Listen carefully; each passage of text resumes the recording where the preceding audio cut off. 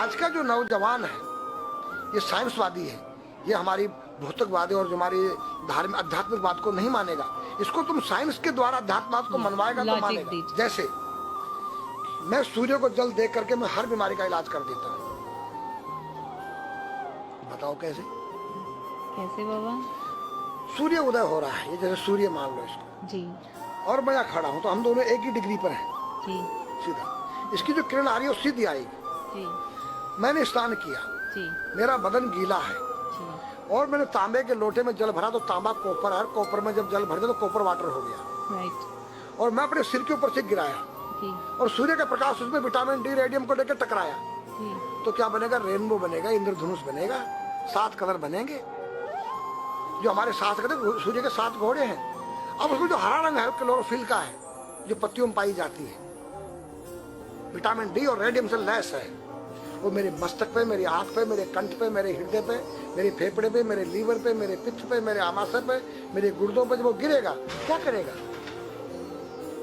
ऐसे 6 रंग कलर और बचे हैं, बैंगनी है, ऑरेंज है, नीला है। तो ये क्या करेंगे? किस चीज के प्रतीक है? जब हरा रंग क्लोरोफिल का है और डॉक्टर कहता हरी पत्तियां खाओ, सब्जियां खाओ, उसमें आपको आयरन मिलेगा। तो अब वो जो विटामिन डी से जो हरा रंग पैदा हुआ है सूर्य की किरण से कॉपर वाटर में, वो क्या करेगा? कोई वैज्ञानिक बताए तो सही मुझे। एक अमेरिका का चेला है, एक रूस का है, वो मेरे भक्त बने हुए हैं। हरिद्वार में क्या वो कोई जल दे रहा होगा सूर्य को, वो भी अपने ऐसे से फेंक रहा है, मैं बैठा देख रहा हूँ क्या कर रहा है। मैंने उसको बुलाया तो मैंने यही फार्मूला उसको समझाया। वो मेरा शिष्य बन गया, ओ ये तो साइंस। मस्तिष्क पर तिलक क्यों लगाते हो इस जगह पर? पहले लगता है पीला, फिर लगता है लाल, फिर लगता है सफेद। 3 कलर क्यों लगते हैं? काला क्यों नहीं लगता? चौराहे में 3 बत्तियां हैं, जी, देखा होगा। जी। लाल क्यों है? For danger stop. खतरा है, या डेंजर। खड़े हो जाओ, खतरा है। जी, पीला देखो, या चलना नहीं है, हाँ, देखो, रेडी रहो, देखो। और सफेद चल सफेद, सफेद तो यहाँ है उसमें- ना, हाँ, चावल लगा रखे ना मैंने सफेद, हाँ, हाँ, वहाँ हरा है, वहाँ हरा है, रेडी टू गो। गो। या हरा गो है, जी। नहीं सफेद। अगर युद्ध हो रहा है, गोलियां चल रही है, सफेद झंडा लहरा दिया जाए, पीस, शांति का प्रतीक है। चावल ठंडा होता है। और हमारी यहाँ पर सुषुम्ना नाम की नाड़ी है, जी, लाल कलर है कि तुम इस योग सहयोग में आके तुम बैठ सकते हो कि नहीं? ये माहौल तुम्हारे योग्य है या नहीं? या जुआ चल रहा है, या शराब पी जा रही है, क्या तुम बैठ सकती हो? देखो पीला कलर है, देखो,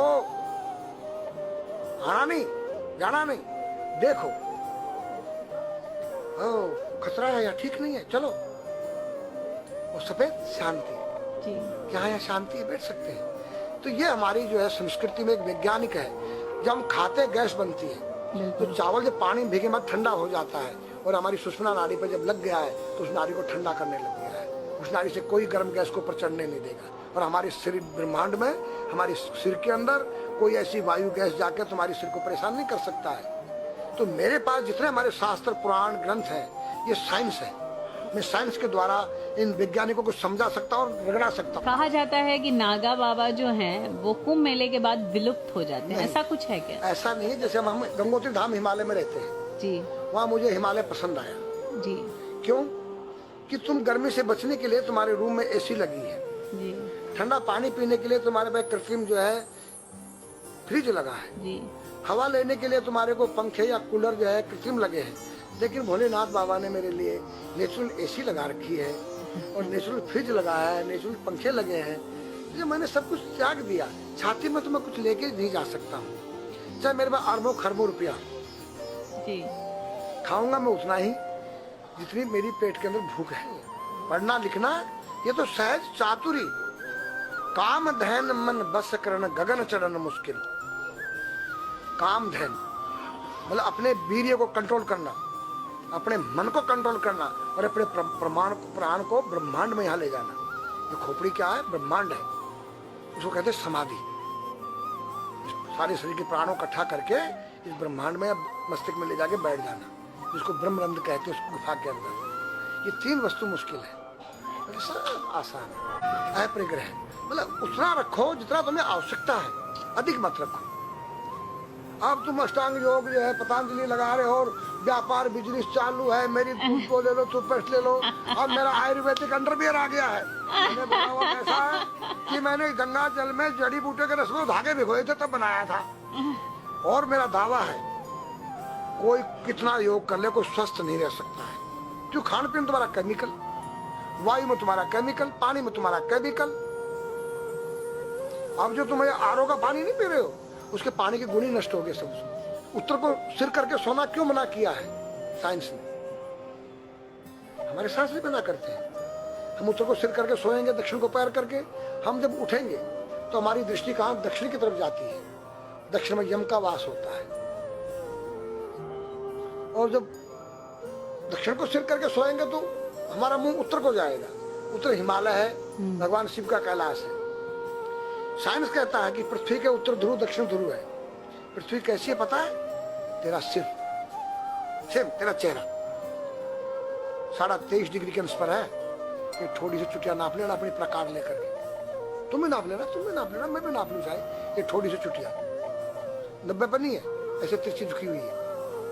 ये चुटिया, ये थोड़ी है 66.5 डिग्री कोण बनाती है। तो ये जो चुंबक मैग्नेट पावर है उत्तर से नॉर्थ से साउथ तक, हम जब सिर उत्तर की तरफ करेंगे तो ये नॉर्थ है, वो नॉर्थ है। नॉर्थ को नॉर्थ धक्का मारेगा तो तुम्हारे दिमाग में और तुम्हारे हार्ट में डिस्पोरोजन होगा और बैलेंस बिगाड़ेगा। इसलिए साइंस में कहता है कि उत्तर की ओर सिर मत करो, और हमारे शास्त्र भी कहते हैं कि उधर मत करो, नीचे उधर दक्षिण की तरफ यम का वास है, उनकी तरफ दृष्टि पड़ती उठते ही। मतलब एक कहने का फर्क है, एक चीज एक ही है। आज हमारे पास योग की विद्या थी, वो गायब हो चुकी है। अब तो जो थोड़ा सा कोई एक चूहा था, वो दुकान में गया, उसको एक हल्दी कंकर मिल गया, बोला हम पंसारी हो गया है। हल्दी मिल जाने से पंसारी बन गया। जो पीटी स्कूल में कभी किया होगा आप लोगों ने, पढ़ा होगा स्कूल में। हाँ जी। उसी को योग कह रहे हैं। योग क्या है? भगवान कृष्ण के पास था, उज्जैन गए थे संदीपनी ऋषि के पास सीखने के लिए। एक ही समय में 16,808 रावणों के साथ बात कर रहे हैं, अलग अलग रूप। योग से अनेक रूप बन सकते हैं। योग हनुमान जी के पास था। जब लंका में घुसे हैं तो मच्छर का रूप बनाया उन्होंने, मत्स्य के समान रूप धर कपि, मच्छर के समान। जब सीता के पास गए छोटे से बनकर, तो पूछा क्या तेरे जैसे ये सब? कि हाँ। फिर तो लंका पे विजय पाना असंभव है। तो हनुमान ने पहाड़ का जैसा रूप दिखाया, हिमालय जैसा। सर्जविन करना, अपने प्राण को निकाल के मुर्दे में डाल देना, उसको प्रकाया प्रवेश कहते हैं, जो आज है ही नहीं, लुप्त हो गई। जो जानता उसने किसी को बताता नहीं।